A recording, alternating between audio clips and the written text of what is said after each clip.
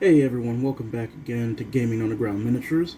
I'm Josh, and today we are going to be taking a look at Warhammer 40,000 Psychic Awakening, War of the Spider. I want to do a review about this book because it really brings a lot of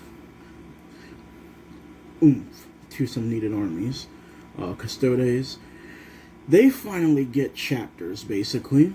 So all the shield hosts that we've heard about, they finally give them a little bit of rules and a little bit of a buff. It's nothing major, but it adds to it. It adds to actually having, your solar has to having just the golden host and having different groups. Fabius Bile, he now has his Creations of Bile faction, so he's going to have a bunch of different abilities that he can enhance Chaos Marines with, and it makes the army feel different. Just having him in control changes the entire feel of an army and what you can do if you use the stratagems right and you use what the trait he gives right. And then they also have Deathguard. So Deathguard gets a buff here as well. So you have two Chaos factions. You have, I guess technically two Imperium, because they now make Talons of the Emperor official. They roll Sisters into Custodes, more or less. They don't really give them any kind of buff. That is my criticism with that, but we will get to that. So let's just start off. Now I'm not going to do a bunch of the lore. Basically, the quick version of that, of what you need to know. And maybe I'll go back and do a lore-specific video. If so, I'll kind of mention it, like War of the Spider lore review, something like that. But we're really just going to be looking into the rules. But, so for what's going on, Bile has gone and stolen a Deathguard relic. So, of course, Deathguard are hunting him. Bile has always been that agent that's like, he's accepted, but he's that mad scientist.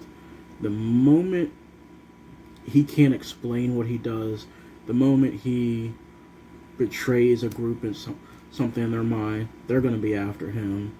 They're going to just put him out. They've tolerated him long enough. They're not going to tolerate this. And that is what happens with the Deathguard. They take from him, and now he took from them, I should say, and now they're going to go on the hunt.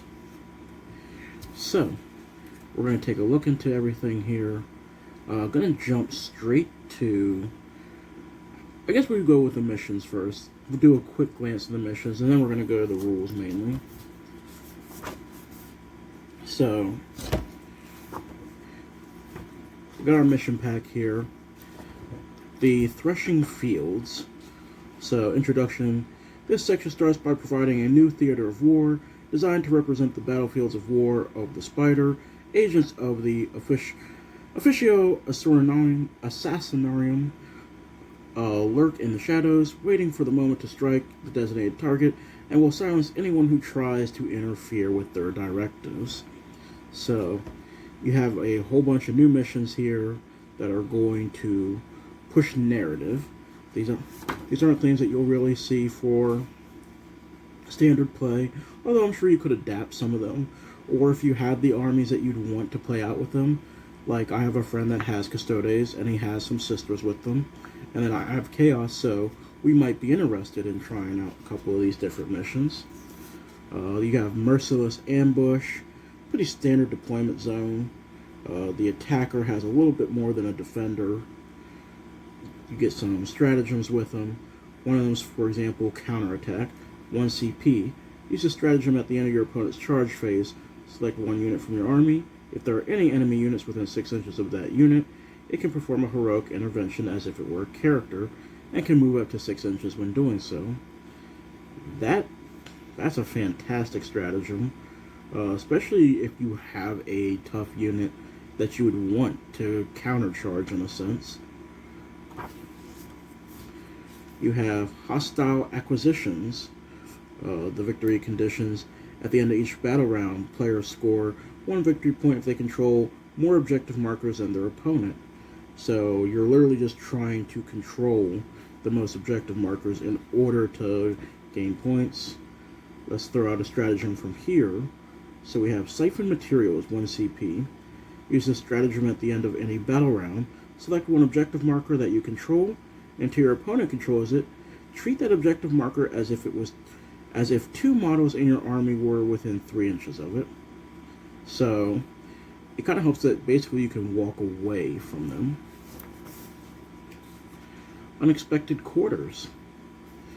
Victory conditions. The attacker wins if the defender's warlord is destroyed by an attack made by one of their models or a psychic power manifested by one of their psychers. The assassin wins if the defender's warlord is destroyed by an attack made by one of their models or a psychic power manifested by one of their psychers.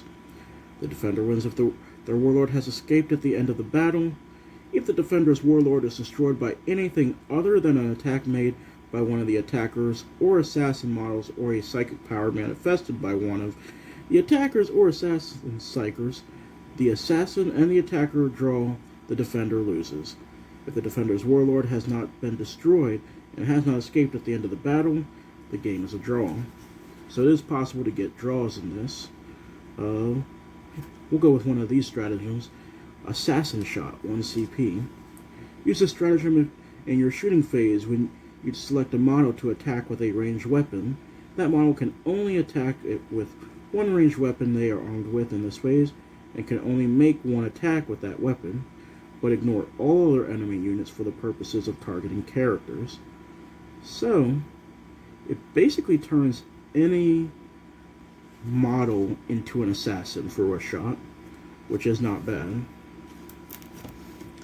Now we get to Talons of the Emperor. So this is something a lot of people are waiting for. A lot of Custodes players are always looking, myself included, I have Custodes, looking for an upgrade. We have very expensive guys, and it's not a bad army. It is not something that someone can just breeze through, but you're gonna have a hard time winning once you get to a certain competitive level. You just don't have the guys to sit on objectives, along with guys to attack. You can do a heavy attack.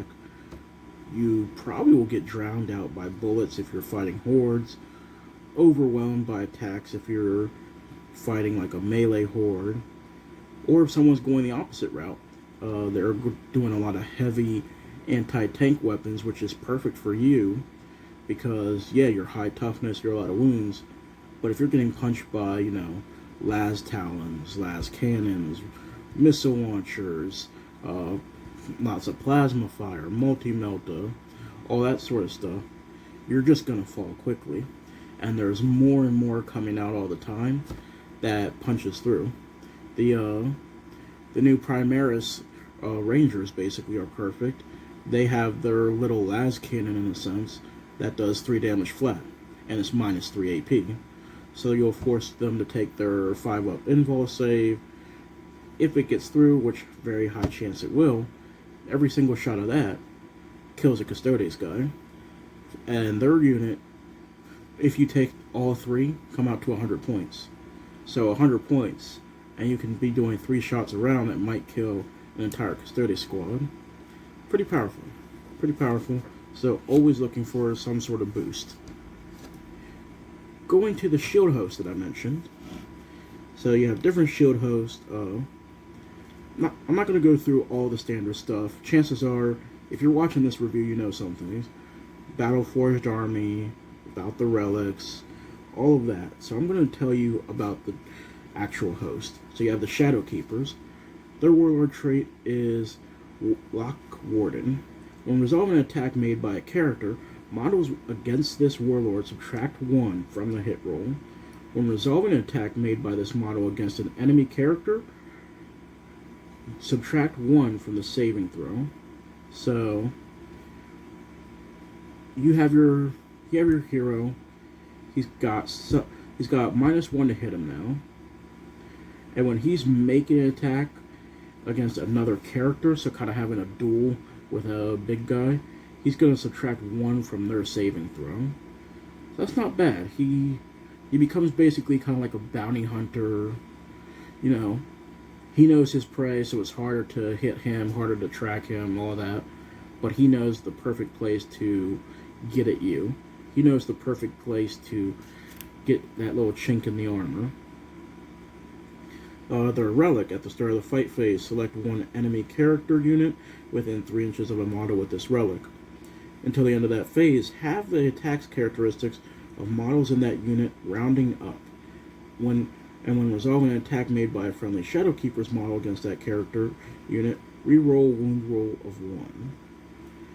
So this could be good if you want to stem a lot of attacks from the new Assault Intercessors. They're going to have like 3 attacks each.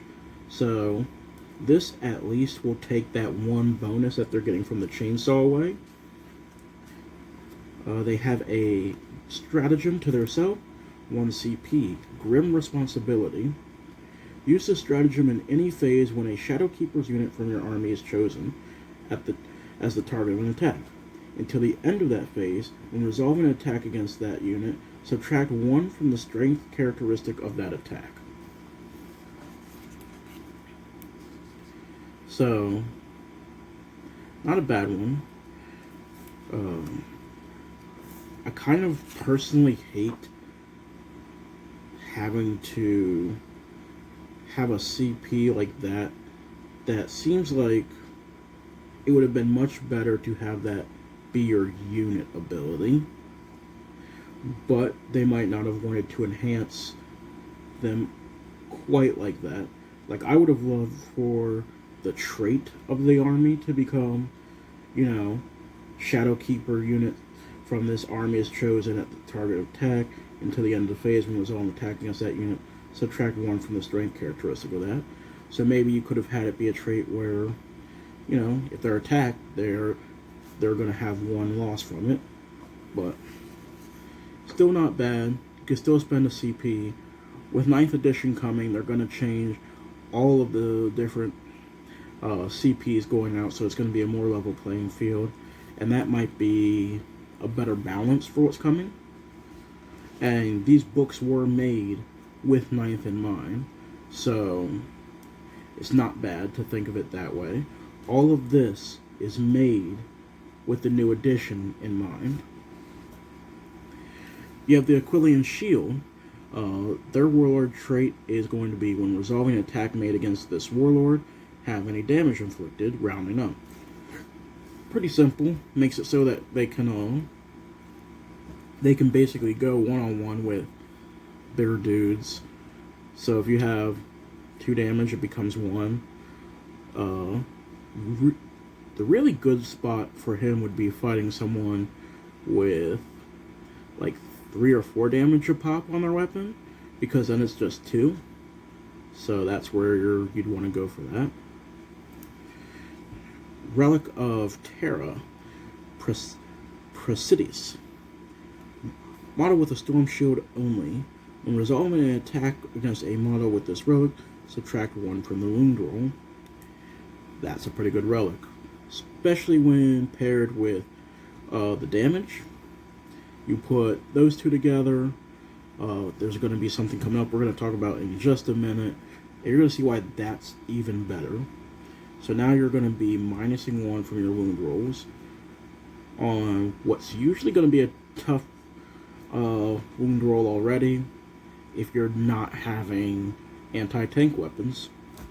So just the average weapon is probably going to be wounding on a 4, maybe a 5, and now you're subtracting 1, so now you're guaranteeing a 5 to a 6 for the average weapon. And then even the weapons that can get around their toughness, so it usually would be a 3, is going to drop back down to a 4. So now you're going to make it a 50-50. Their stratagem is Shield of Honor. Use this stratagem in any phase when an Imperium character unit from your army is chosen as the target of an attack made by a model in an enemy unit. Select 1 friendly Aquilian Shield infantry or Aquilian Shield Dreadnought unit within 3 inches of that Imperium character unit until the end of that phase. When resolving an attack made by a model in that enemy unit, measure range to that Imperium character unit, but resolve the attack made by the models in the enemy character unit against the unit you selected. If the unit you selected is destroyed, any remaining attacks are lost. So basically, you get an honor guard.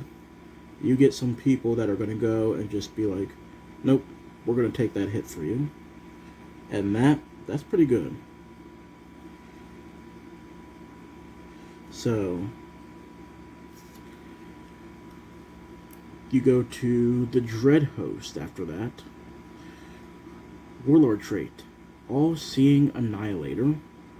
When resolving an attack made with a melee weapon by a model in a friendly Dread Host unit within 6 inches of this Warlord, the unmodified hit roll of 6 scores an additional hit. So, you start getting 6s to create 2 hits on everything. Their Relic of Terra is basically a Castilian axe that's modified. This Relic of Terra replaces the axe, of course. You get a 24-inch shooting range, rapid fire 1, strength 4, AP -1, damage 2. That part, it's okay. What you really want is the melee portion, which is strength +3, so you're going to have a really good strength, AP -3, damage 3. So that is where the power in that lies. If you have, once again, part coming up, you give him that, you're going to let the dude roll. He's going to just be attacking everything in sight. Golden Light of Meridius is their 1 or 2 CP strategy. Use this at the start of the charge phase. Select 1 Dread Host unit from your army that teleported into battle this turn for 1 CP. Or select up to 3 such units for 2 CP. Until the end of that phase, when a charge roll is made for those units, roll 1 additional d6 and discard 1 of the dice. This is like the breakout stratagem. I'm kind of sad it's only for this host, because that would be amazing for a overall Custodes stratagem. You have them drop in. You have them now have to make a 9 on the charge, which is going to be fairly hard. It's fairly hard to get that dice that you need. This adds that extra die that you need, because say the average is 3, well, you get a really good roll, you discard whichever one's the lowest, and there's so much more of a chance of getting in. It also increases the threat, the idea for your opponent, because they might be willing to take that chance that you're just not going to get that charge, even if they leave some space open. Now that they know that there's going to be spot here, and spot here, and I get to roll 3d6, discard the lowest, to get my charge in, that changes their thinking. That changes the game for it. So, something for people to consider there. And that almost would make me really think about running Dread Host. Especially maybe in a tournament setting, or something if I wanted to drop them in. That is a strong contender. Solar Watch. Warlord trait, Sally Forth. At the start of your movement phase, add 1 inch to the move characteristic of all friendly Solar Watch units within 6 inches of this Warlord until the end of that phase. Whilst that unit is within 6 inches of the Warlord, models in the friendly Solar Watch units have advanced can shoot the rapid fire weapons in the following shooting phase, but must subtract 1 from the hit rolls for those attacks. So what makes that good is a lot of weapons are rapid fire for Custodes, especially if you're having the spear. You can now rapid fire those weapons, but at a -1. But Custodes are always really good at hitting anyway. So, and if you have that leader there, chances are you're probably going to be re-rolling 1s if you miss. So, that is a strong Warlord trait. And let me look over something one more time. Add 1 inch to the move characteristic of the units within 6. Whilst that unit is within 6 inches. Okay. This is the other part that's good that I wanted to double check. Within 6 inches. So once again, you can tag that one model at the end, but it's not wholly within. So you can still work around that. You can create a nice little bubble where you can start boosting guys as long as you get that one model you need within 6 inches. And that will create a huge firing effect. You combine that with the banner that gives -1 to hit them. You plant the banner, and you plant... Actually, you might even be able to just go... If you ran this, it might be a smart decision to make the Warlord the banner dude. Let him give all that buff, because now it's -1 to hit. You can advance and shoot your rapid fire weapons, and you're going to be having a little Death Star in a sense of shooting forward, at least when it comes to basic troops. So, strong idea there. Strong idea to possibly make the banner the Warlord. So Dreadhost and Solar Watch right now have two really good things going for them. The Relic of Terror, the Swift Silver Talon. It's just a Guardian Spear that's replaced, of course. This one becomes 24-inch range, Assault 4, so that's pretty good. So Solar Watch is definitely that army that wants to move up on you fast.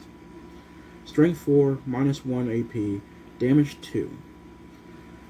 Melee for them, +1 strength, -3 AP, damage D3. So they love moving forward and shooting. They have a 0 CP stratagem, the Eagle Strike. Use a stratagem in any phase when an enemy character unit is destroyed as a result of an attack made by a Solar Watch model from your army. The next time your opponent wishes to use a stratagem, they must spend 1 extra CP to use that stratagem. This stratagem can be used once per battle round. So, you move forward, you shoot a bunch of shots, you annihilate a unit, you make sure a unit is dead, you say, Eagle Strike for no CP, so you're not having to spend anything. I'm making you now spend an extra command point to run your stratagem. So that right there is powerful in a always moving forward, focus fire on a unit, make sure it's dead, and start wasting their command points as well. You have the next unit of the Emissaries Impartus. Warlord trait, Voice of the Emperor. Whilst they are within 9 inches of this warlord, friendly Imperium units can use this warlord's leadership characteristic. Add 3 inches to this. Add 3-inch range to this warlord's aurora abilities.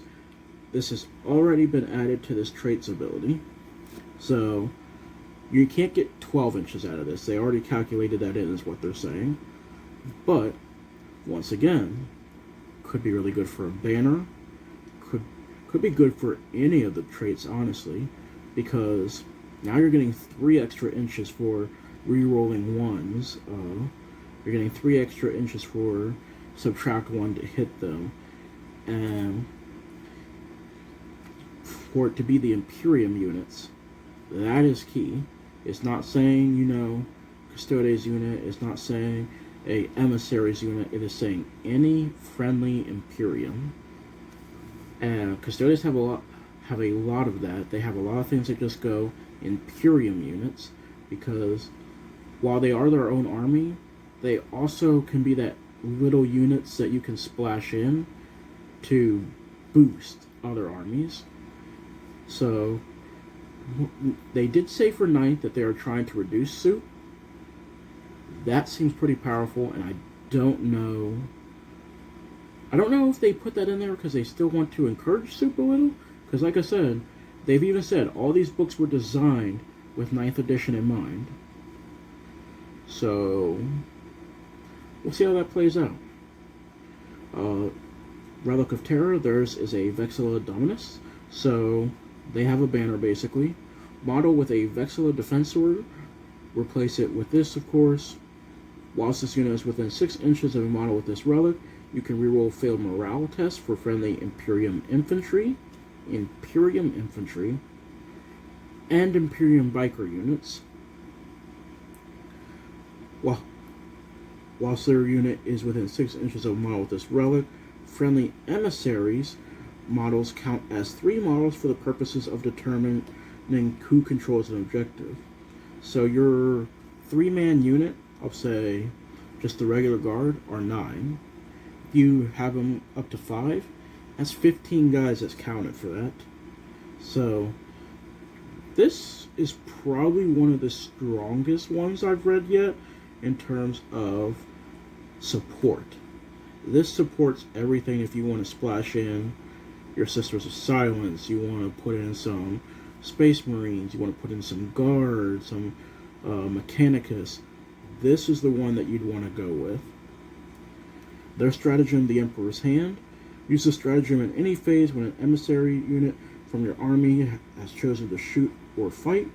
Until the end of that phase, when resolving an attack made by a model in that unit, ignore any negative hit roll, wound roll, and armor penetration characteristic modifier, and any benefit to the saving throw as a result of cover for that attack. So let's see. Use this stratagem in any phase when an emissary unit from your army is chosen to fight or shoot. So it doesn't have to be just yours. So you could pick your opponent's combat phase when they're chosen to fight, and then until the end of the phase, when resolving an attack made by a model in that unit, you can ignore any negative hit rolls, wound rolls, armor penetration, and the benefit. So it kind of just creates a even field, I guess, is what it's trying to go for, which that's not bad. Then you get all the basic stratagems.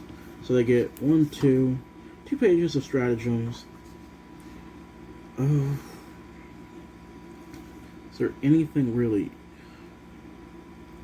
Tell you what, we'll come back to this in a minute, because I feel like the next part is important, and then coming back to this. This is probably the biggest thing here. Lords of the Shield Host. If your army is battle-forged and includes any Adeptus Custodes detachments, you have access to the stratagem to the right and can spend command points to activate it. If you do so, and you have an army roster, you must note on it which section you have made for your shield captain. It is a 1 CP stratagem called Captain Commander. Use this stratagem before the battle. Select 1 shield captain model from your army that is not a named character. So the captains on jet bikes, they're probably going to be the one picked for this most of the time. Select 1 Captain Commander trait from the list to the left for that model. You can only use this stratagem once per battle. So you're making a super captain. Essentially, you're making your own mini character. The commander traits that you can pick are Slayer of the Unclean. When resolving an attack made by the model on a unmodified wound roll of 6, double the damage characteristic of the weapon for that attack. Now keep in mind, that means they showed an example D3 becomes 2D3. But you're making your own, so you could give it one of the relics we talked about before, like the Dreadhost one that has 3 damage. So when resolving an attack made by this model, if you get a 6 on the wound roll, you're now doing 6 damage with that weapon. So 6 damage. That is powerful. I don't know if that's the one that you'd want to bank on all the time, but that is powerful. Next one is Swift as the Eagle. Add 1 to advance and charge rolls made by this model. Add 1 to the move characteristic of it. Pretty simple. Just 1 extra movement in general for moving, advancing, and charging to get across the field. Nothing wrong with that. It's not bad, it's not great. Strategic Mastermind. Whilst this model is on the battlefield, you can roll 1d6 for each command point you spend to use a stratagem. On a 5+, that command point is refunded. You can only have one command point refunded per battle round by this ability. So, you can possibly get a command point back, will be even better coming up here in the 9th edition, where command points will be more balanced out. Because now you can have something, especially whilst this model's on the battlefield, you can roll 1d6. So there's a lot of really good 1 CP stratagems, like back here, which is why I wanted to get to this first. So that is something to think about, especially if you're the kind of person that's always using some stratagems to manipulate how your army plays. Bane of Abominations. When resolving an attack made by this model against an enemy monster unit or vehicle unit, you can reroll the wound dice. With vehicles and monsters getting the buff that they are in 9th edition, this could be really good. This could be something that a lot of people will look to, because they might try and make their hero kind of like that monster vehicle slayer. Another solid one is Indomitable Constitution. Add 2 wounds to the characteristic of this model. Plain and simple, it's just 2 more wounds, which that's a pretty good one. 2 wounds to a character can make or break certain situations. Master of Melee. Whilst this model is within 1 inch of an enemy unit that contains 6 or more models, increases attack characteristic by 2. So if you have something that you're just trying to get into a fight with and you have really good attack, for example, once again going back to the Dread Host, that 3 damage relic, 2 extra attacks with that on a army that's very easy to hit with and has a fairly good wound ratio, you could be looking at 6 extra damage you're dealing out. And that might be worth more than, say, the Slayer of the Unclean One. But that's also if you're fighting a horde. And keep in mind, since this is a stratagem, you can choose to spend this after you see what kind of army you're fighting. So if your friend has Tyranids and he has a bunch of monsters, you might want to go with just having the Slayer of the Unclean get that double damage possibility. Whereas if he's going with Massive Horde, maybe you just want to get in that 2 extra attacks on some of the creatures that are going to have like a Gene Stealers or something. Unstoppable Destroyer. When this model piles in, it can move up to D3 plus 3 inches, so it'll always pile in 4, possibly 6, and can end the move closer to an enemy model within that distance of this model. When this model consolidates, it can move up to D3 plus 3 and does not have to end the move closer to the nearest enemy model. So what it's saying is it can consolidate away. That is pretty good. That is a pretty solid overall ability. You have Defiant to the Last. For each wound this model has lost, increases attack characteristic by 1 to a maximum of 3 additional attacks. So as he's getting weaker and losing health, he's starting to get more buff and more able to attack. That could be something to look to. And the final one is Inspirational Exemplar. Add 3 inches to the range of this model's Aurora abilities. So keep in mind, you can add 3 inches with that. So if we go back over here to this one, where you can add 3 inches to the Warlord, you could potentially set it up to have 6 extra inches of their ability. So there's a lot that can help enhance the shield host they just gave, and there's a lot that they can do to buff the army overall, or just make a really super like hero killer, monster killer, that sort of thing. Their stratagems, they have a lot of decent ones here. There's one Indomitable Engines, using on a Custodes vehicle. It is a 1 CP stratagem. You do it anytime you lose a wound as a result of a mortal wound. Roll a d6. On a 5+, that wound is not lost. In addition, until the end of phase, that model would lose a wound as a result of a mortal wound. Roll 1d6. On a 5, that wound is not lost. So basically you're giving them a feel no pain for mortal wound. You have, what are some other really good 1 CP ones to kind of bounce off the idea that you might be able to get them back? You have Ancient Artifice. So for a Dreadnought unit from your army is chosen as the target of an attack until the end of that phase. When resolving an attack made against that unit, half the damage inflicted, rounding up. So you can kind of start saving your Dreadnought some. It's going to make people want to take Dreadnoughts more often. Another one, Eternal Pennant. Once again, it's a Dreadnought or a Dreadnought. Unit from your army, increase that unit's attack characteristic by 1. You select this one before the battle. You can reroll charge rolls for that unit. Each Adeptus Custodes Dreadnought from your army can only be selected for the stratagem once. But still, you can reroll charges. You can get that +1. So, pretty decent. So that's the Adeptus Custodes portion of it. Strong start for them. Strong way right out the door. Next, we're going to go into the Sisters of Silence. So, alright, so the Sisters of Silence. The big thing that you really have to just know for them is Talons of the Emperor. They have all the same units. They didn't get any heroes.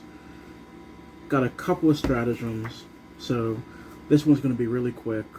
If you want to know anything more, just feel free to leave a comment or something that I can answer, but there's really not much to go over here. Talons of the Emperor. If your army is battle-forged, units with the Sisters of Silence faction keyword can be included in the Adeptus Custodes detachment in your army, without preventing that detachment from being an Adeptus Custodes detachment. So normally if you would splash them into your normal detachment, you would not be able to call them Adeptus Custodes. This says you can still do that. Note, this does not prevent Adeptus Custodes units in that detachment from gaining any detachment abilities. The Emperor's Chosen and Sworn Guardians abilities. However, Sisters of Silence units cannot themselves gain those detachment abilities. Similarly, those Sisters of Silence units are ignored for any rules that state all units from the detachment must have at least one faction keyword in common. And when determining your army's faction, Null Maidens, it is the same thing as the Sisters of Silence Vanguard detachment that just says they don't have to have a HQ and they get 0 command points out of it. And that's really it. They take up an elite slot if you put them into your group. They really didn't do anything for them. No special abilities. They didn't give them a cool HQ. They didn't give them just something to help flesh them out a little more. They do get stratagems now, so that's a little something. And most of them go along with the different groups. You have Decapitating Strikes, which for the Vigilators, until the end of phase, when resolve an attack with a melee weapon by a model in that unit, add 1 to the wound roll, so that's a little nice. Purgation Sweep, the Witch Seekers, it's a 1 or 2 CP one. That unit contains 5 or less models, it's 1 CP. If it's 6 or more, it's 2. Till the end of the phase, that unit determining number of attacks by the flamer weapons that model is equipped with. Any results less than 4 count as 4. So you always have a 4 at minimum, maybe 5 or 6.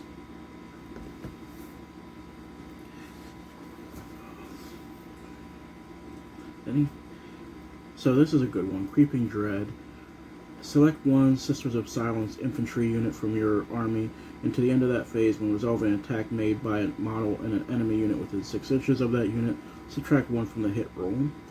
So if you're going against, say, Grey Knights, Thousand Suns, anything or anyone that's using like heavy psychers, that could be good. But they're a very situational group. They are meant to hunt psychers. They are meant to just kind of say no. So that's them. The Imperial Agents. This is going to be another quick one. This is just your assassins, basically.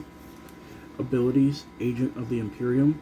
If your army is battle-forged, you can include 1 Agent of the Imperium unit in each Imperium patrol battalion, and brigade detachment in your army without those units taking up slots in those detachments. The inclusion of an Agent of Imperium unit does not prevent other units from their detachment from benefiting from the detachment abilities, and it does not prevent units from that army benefiting from abilities that require every model in your army to have that ability. So, combat doctrines. So this is just made to say, hey, you can now put in an assassin without it messing you up. Kind of like the sisters, they're ignored. For any rules that state the attachment must have at least one faction keyword, and when determining faction, the army faction. Execution Force, if your warlord has the Imperium keyword, excluding the Fallen, you can include that unit in your army as part of a Vanguard detachment, even if that detachment contains no HQ units. If you do so, the detachment command benefits are none, and the restrictions changed to this detachment cannot include the same data sheet more than once. Independent Operative, this model can never have a Warlord trait. During deployment, you can set this model up in concealment instead of placing it on the battlefield. At the end of the movement phase, this model can reveal its position, set it up anywhere on the battlefield more than 9 inches away from enemy models. Lightning Reflexes, this model has a 4-up invulnerable save, so all the assassins have 4-up invulnerables. They haven't really changed from what I've seen, so they just kind of made it so that they don't mess up other armies by including them now. By including one, I should say now. You have the Deathguard. Abilities. All Deathguard units from the Codex Deathguard without the Chaos Cultist or Poxwalker keywords gain Hateful Assault and Malicious Volley abilities. So they just kind of upgrade them so that they are where all the other Chaos people are at. Bolt weapons. A bolt weapon is any weapon that has the bolt in the name, so they're just updating that. Plague weapon is any weapon that includes the word plague. So really, all it is doing is updating it so they're all on the same page. Relics of Decay, so you get some more relics for it. You have the Augustone, so Lord Contagion model, subtract 1 from strength characteristic of enemy models whilst they're within 3 inches of a model from the army with this relic. So that's pretty good. Worm Spitter, model equipped with a bolt pistol only, becomes pistol 1, range 15, strength 5, -2, AP, damage 1, abilities Plague Weapon. So pretty much when they get that, when resolving an attack made with this weapon, if the hit is a score, the target is corroded until the end of turn. When resolving an attack made with a weapon by a friendly Deathguard model against a corroded unit, the weapon gains the Plague Weapon ability for the attack. They get a host of new stratagems, so that'll be nice. Stratagems are kind of like the biggest takeaway for the Deathguard for this book.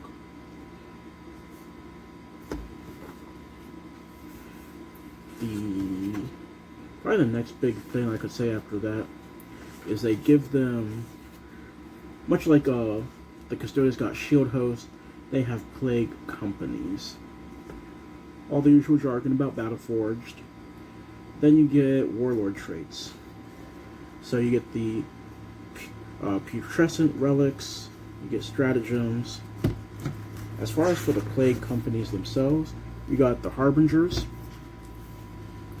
So their warlord trait is when an enemy infantry model is destroyed as a result of an attack made with a melee weapon by this warlord, add 1 to the model to a friendly harbinger poxwalkers within 7 inches of this warlord. You must pay reinforcement points for each model that you add to that unit that would increase that unit above its starting strength. So you can kind of heal, but you then have to pay points if you ever want to go above. The Inexorable, their warlord trait, when resolving an attack made with a weapon by a friendly Inexorable model against an enemy vehicle unit within 7 inches of this warlord, improve the armor penetration characteristic by 1. Pretty simple, pretty to the point. Mortarian's Anvil, when resolving an attack made against this warlord, an unmodified wound roll of 1 to 3 always fails, irrespective of any abilities that the weapon or model making the attack has. So that can be really nice. That's a 50% chance of just, no, you don't wound me. The Wretched.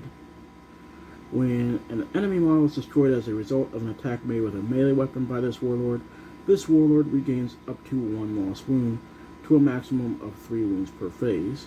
And keep in mind it says when an enemy model is destroyed.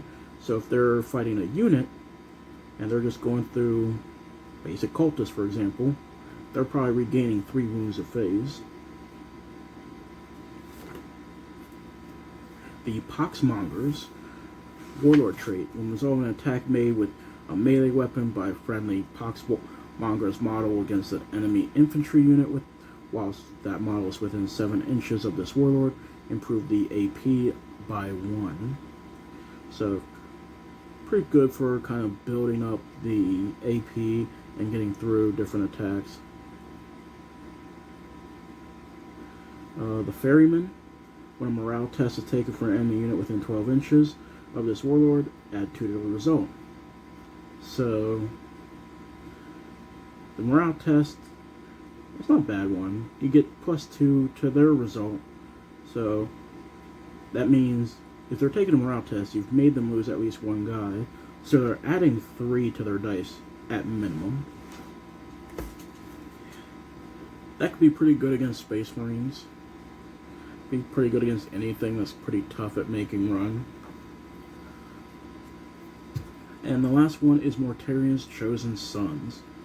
Warlord trait, Crawling Pestilence. When resolving an attack made with a melee weapon against this warlord, subtract 1 from the hit roll. When an enemy unit, excluding units that can fly, within 1 inch of this warlord falls back, roll a d6. On a 2+, that unit suffers d3 mortal wounds.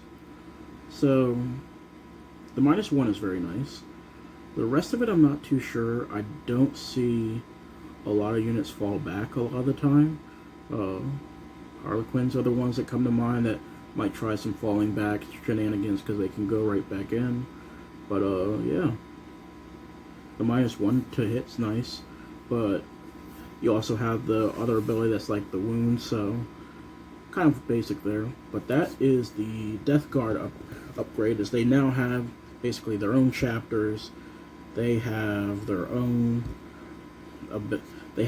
stratagems that they have now doubled, because I think you have about the same amount in their codex, and now you've doubled that amount, and then they've just updated them to bring them in line with the stuff that the basic chaos people can do with like Hateful Assault and all.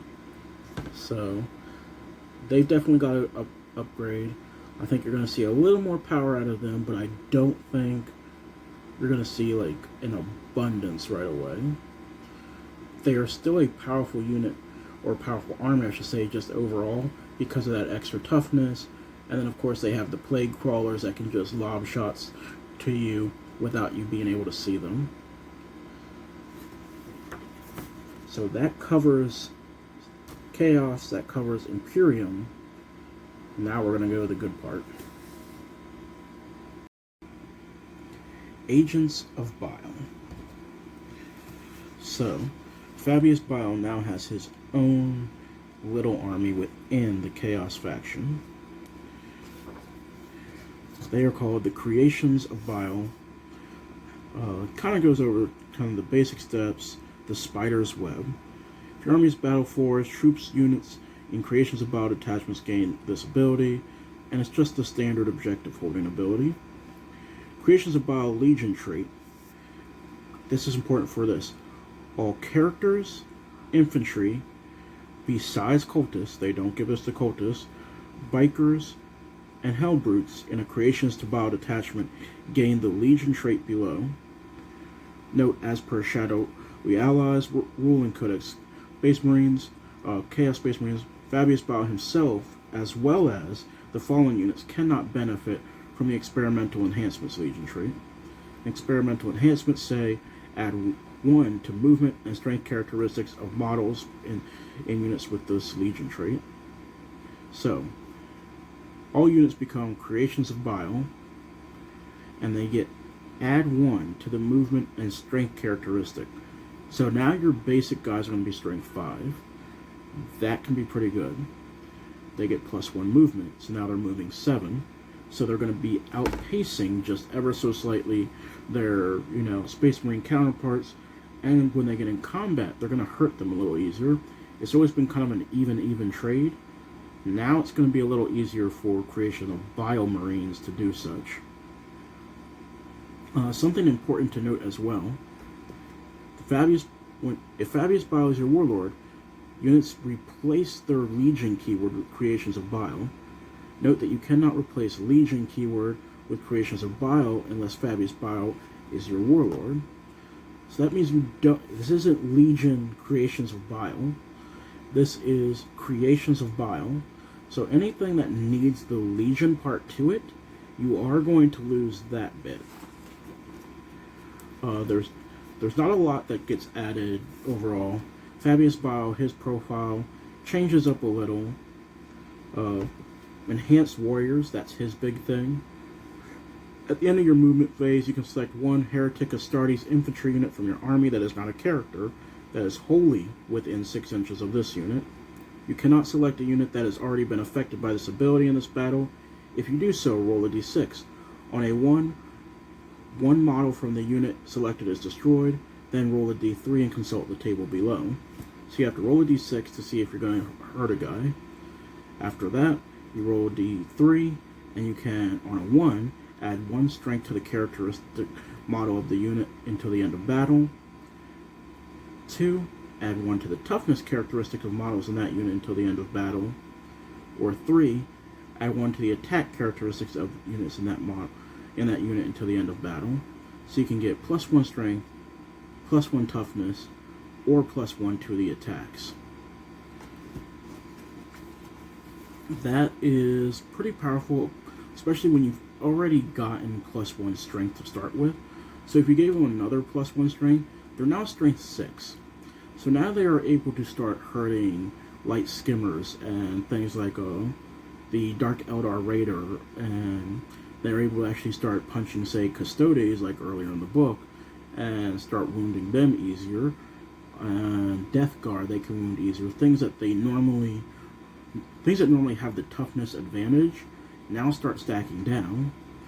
Or you can give them +1 toughness and now bring their toughness up to a level where Space Marines are having a hard time hurting them, where they are now on the equivalency of Deathguard, where they are on the equivalency of Adeptus Custodes, and that is something that's powerful as well. The +1 attacks could be useful. Some people have talked about, like, Khorne Berserkers, for example. You throw them in, and suddenly they have +1 attacks, and they're going crazy with their strength, and it just kind of starts escalating from there. Relics of Bile, so you get 3 relics, that's it. Helm of All-Seeing. Whilst a model with this relic is on the battlefield, you can roll a d6 for each command point you spend to use a stratagem. On a 5+, that command point is refunded.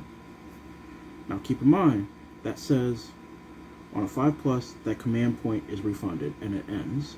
So there's no limit like there is for the other ones. They got Hypergrowth Bolts. When you give the model with this relic, select one bolt pistol, bolt gun, or combi weapon.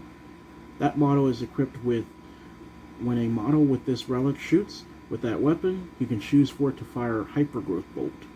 If you do, it can only make 1 attack with that weapon, but that attack is always wounds on a 2+, unless the target is a vehicle, and has a damage characteristic of 4. So that can be pretty good for, like, a character that has just a regular bolt pistol. You can just give them that.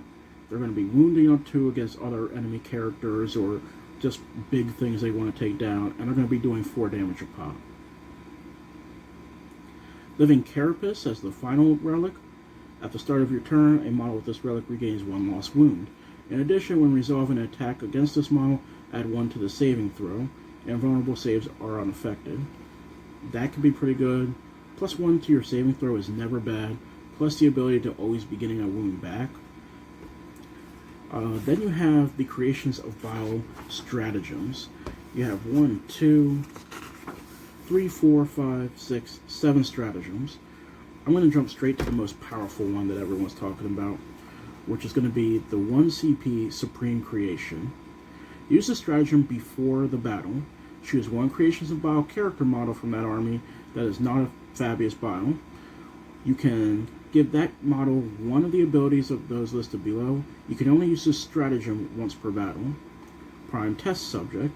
Add 1 to the Strength and Toughness characteristics of this model. The Master's Hound. Add 1 to the Advanced and Charge rolls for this model. In addition, if this model makes a charge move, was charged, or performs a heroic intervention, add 1 to that model's attack characteristic until the end of the turn. Ravenous Biology. When this model would lose a wound, roll a d6. On a 6, that wound is not lost. In addition, at the end of the fight phase, this model regains 3 lost wounds if enemy models were destroyed within 1 inch of this phase. This is once again a pretty powerful one. Prime Test Subject, the Advance and Charge one, I don't know if I'd go for easily. Ravenous Biology with the whole ignoring wounds and regaining wounds, that's a pretty powerful one. But I think the add 1 Strength and Toughness, really that is the one that just jumps all the time. Especially when you can just add it to any character model that's not Bile. You have a lot of options that open up. And 1 Strength and Toughness, when you're already gaining 1 Strength, if you pick an infantry model and you use Bile's ability, you could give him another Toughness. So you could be looking at easily +2 Strength and +2 Toughness on a model by the end of your turn 1. So that's going to be huge. That could make your own Chaos Smash Captain in a way. So he's going to go in, he's going to be Toughness 6, Strength 6. There's little tricks you could even pump them up to if you wanted to boost them to say Strength 7 and just go with Toughness 5, because then you're going to be shrugging off pretty much what any basic infantry is going to do, and you're just going to focus on killing tanks and characters. It's scary to think about some of the things it can do. Especially like it can attach to any character. So if you're not worried about infantry, you could go with a Demon Prince and give that +1 Strength and +1 Toughness now. There's a lot. Just thinking about all the different possibilities, there's a lot that it can add to it. But that's just one of the stratagems. There are others to look at as well. For example, use this, the Master is watching. It's a 1 CP. Use this stratagem in your shooting phase or fight phase. When a Creations of Bile infantry unit from your army that is visible to and is within 12 inches of your warlord is chosen to shoot or fight until the end of the fight phase, when resolving an attack made by a model this turn, you can re-roll the hit roll. So it kind of creates like that Master chapter, the guy that always just you put on there 12 inches around, you're re-rolling everything. That becomes their strike. That becomes, any of their chapter masters. And that's powerful. Especially when you're considering it's a trickle effect that you're making, essentially. You're getting these characters with like +2 Strength or +2 Toughness. You're throwing them into combat, and now you're making it so that they can re-roll hit rolls and such. So there's a lot that can be done with that. There. And honestly, I'm probably going to make a whole separate video just trying to combine the different books and see what some powerful combinations can be, and see what kind of like test I would make to try and see just how much I could push that. Let's see, what else is really good? You have Taken Alive, 1 CP. Use this stratagem in the fight phase when a model from the enemy unit is destroyed as a result of an attack made by the melee weapon of a Creations of Bile infantry unit from your army. For the rest of the battle, when taking a morale test for that enemy model's unit, each model in that unit that was destroyed that turn is treated as 2 models for the purpose of taking morale test. Each enemy unit can only be selected for the stratagem once. So you're doubling essentially the losses on that unit.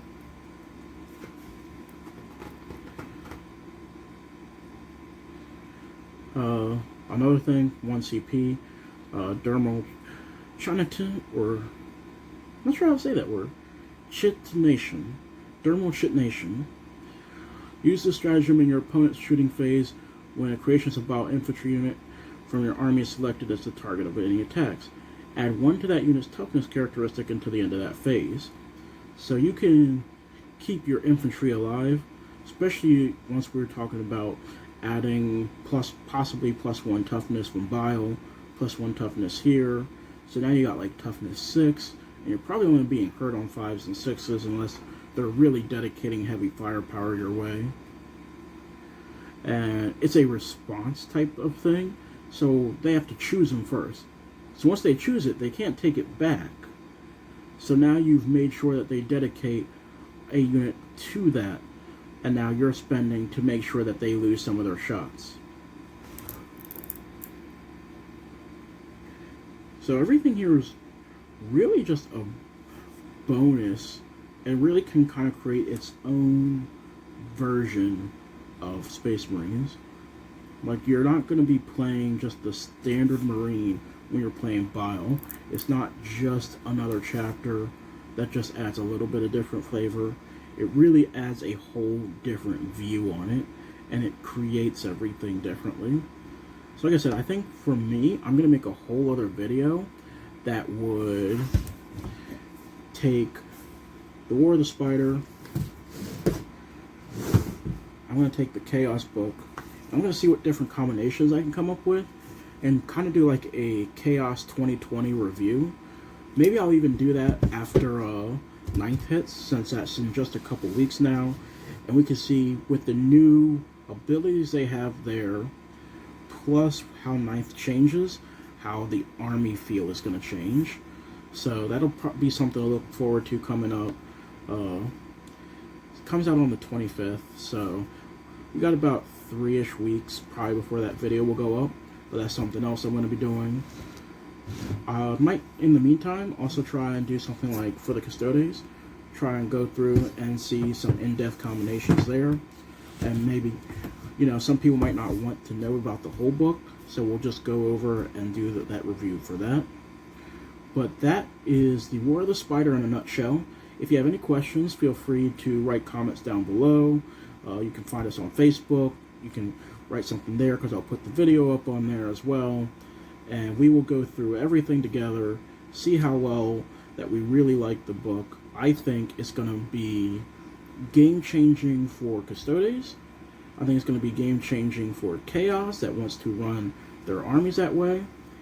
Deathguard, I'm not as sure as, but I do think it's going to be a boost to Deathguard. That they didn't lose anything in this book, so everyone's going to get a boost.